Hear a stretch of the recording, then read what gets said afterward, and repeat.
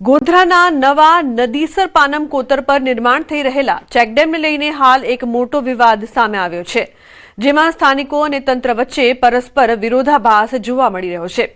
પાનમ સિંચાઈ દ્વારા અંદાજિત 62 લાખના ખર્ચે આ નવો ચેકડેમ બનાવવામાં આવી રહ્યો છે, પરંતુ તેની બિલકુલ નજીક જ અન્ય એક ચેકડેમ આવેલો હોવાથી સરકારી નાણાંનો વ્યય થઈ રહ્યો હોવાથી લેખિત રજૂઆત કરવામાં આવી છે।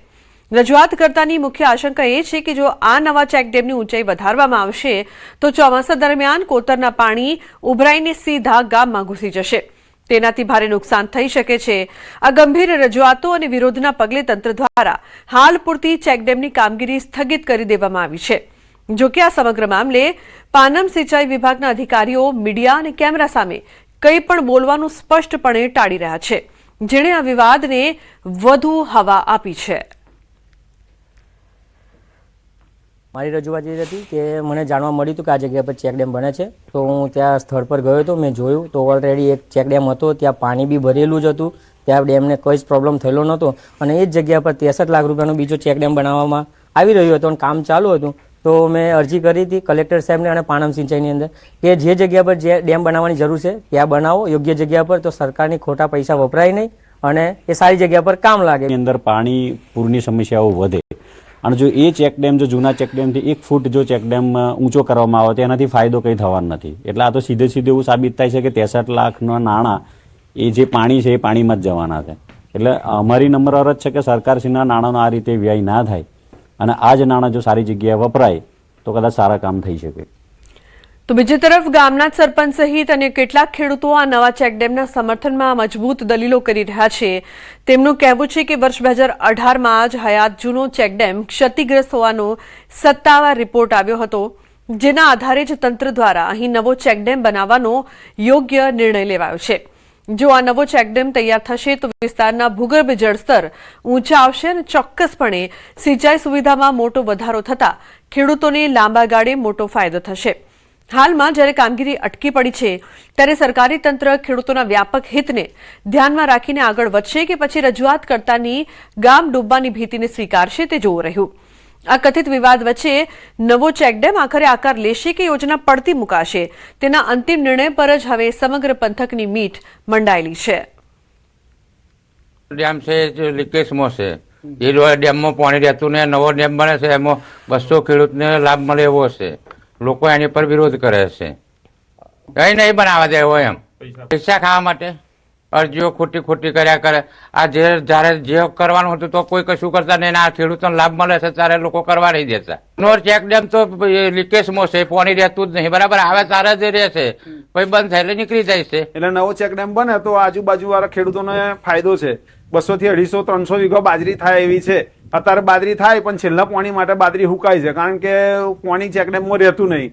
હવે આજુબાજુ કુવા રિચાર્જ થાય અને કુવા અત્યારે આજુબાજુના કુવા છે પણ અડધો કલાકથી કલાક જ પાણી કુવામાં ચાલે એવું છે। હવે ચેકડેમ બને તો પાણીના સ્તર ઊંચા આવે અને બધા ખેડૂતોને ફાયદો થાય એવો છે આજુબાજુ એમ। અમને જે માહિતી બતાવી કે અમે ભાઈ આ 2 મીટર 1.5 મીટરની વાત લોકો કરે છે, ખોટી ભાવ ફેલાવે છે, પણ જૂના ડેમ કરતી એની હાઈટ જ રહે છે, કદાચ ફૂટ અડધો ફૂટ કે 1.5 ફૂટ ઊંચો જાય, બાકી વધારે ના જાય। આણંદ જિલ્લાના સોજિત્રા તાલુકાના ત્રંબોવાડ ગામ નજીક આવેલી પાણીની કેનાલનું હાલમાં સમારકામ અને સફાઈનું કામ ચાલી રહ્યું છે। જો કે કેનાલ ઉપર આવેલું નાળું અને તેના પરનો માર્ગ જર્જરિત હાલતમાં હોવાથી સ્થાનિકોમાં ચિંતા વ્યાપી છે। આ માર્ગ પરથી 10 જેટલા ગામોનો દૈનિક વાહન વ્યવહાર પસાર થાય છે। 15 થી 25 ગામોના જોડતો રોડ રસ્તાનો નાળું છે અને નાળું હાલ જર્જરિત છે, મોટા પોપડા બધા ઉખડી ગયા છે। મેં જોયું અંદર બધે મેં અંદર તો આ નહેરનું કામ ચાલે છે, તો સાથે સાથે પણ અમારું આ નાળું થઈ જાય। મારી હવે નહેરના તંત્રથી વહીવટને મારી વિનંતી છે। પછી શું છે કે ગંભીરા પુલ હાલ થયું એવી હાલત થાય, ગમે ત્યારે આ નાળું તૂટી જાય અને મોટી જાનહાનિ થાય એવું અમને એવું દેખાઈ રહ્યું છે। વર્ષો જૂનું નાળું અને સમારકામ ચાલી રહ્યું છે નહેરનું, અને 10-12 ગામોનો આવર જવર ચાલુ છે। તો ફરી કે આ નાળું સળિયા દેખાય છે, તૂટવાની સંભાવના છે અને ક્યારે તૂટે એની કોઈ ગેરંટી નહીં।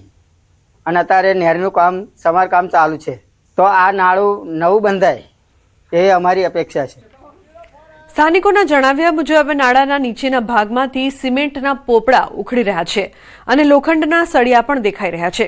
ભવિષ્યમાં કોઈ અકસ્માત કે જાનહાનિ ન સર્જાય તે માટે કેનાલના સમારકામ સાથે જ નવું નાળું અને માર્ગ બનાવવાની ગ્રામજનોએ વહીવટી તંત્ર સમક્ષ માંગણી કરી છે. જો કે અધિકારીઓએ ઉચ્ચ કક્ષાએ રજૂઆત કરીને ઉકેલ લાવવાની વાત કરી છે.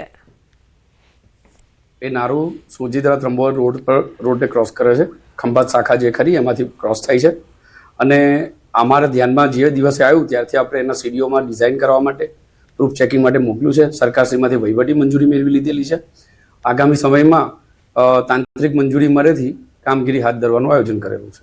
આણંદ જિલ્લાના સુજિત્રા તંબોવાડ ખાતે કેનાલ ઉપર જે આ નાળું આવેલું છે તો ત્યાંના ગામ લોકોની એવી રજૂઆત છે કે અહીંયાથી ઘણા બધા ગામોનો ટ્રાન્સપોર્ટેશન થતું હોય અને નાળું જર્જરિત હોય, નવું નાળું બનાવવાની માગણી એ લોકોની છે. જે બાબતે અમે સંબંધિત વિભાગને અમારી કક્ષાએથી જાણ કરીશું અને ગામ લોકોની માગણી સંતોષાય એ મુજબ જે તે સંલગ્ન ડિપાર્ટમેન્ટને જાણ કરીશું.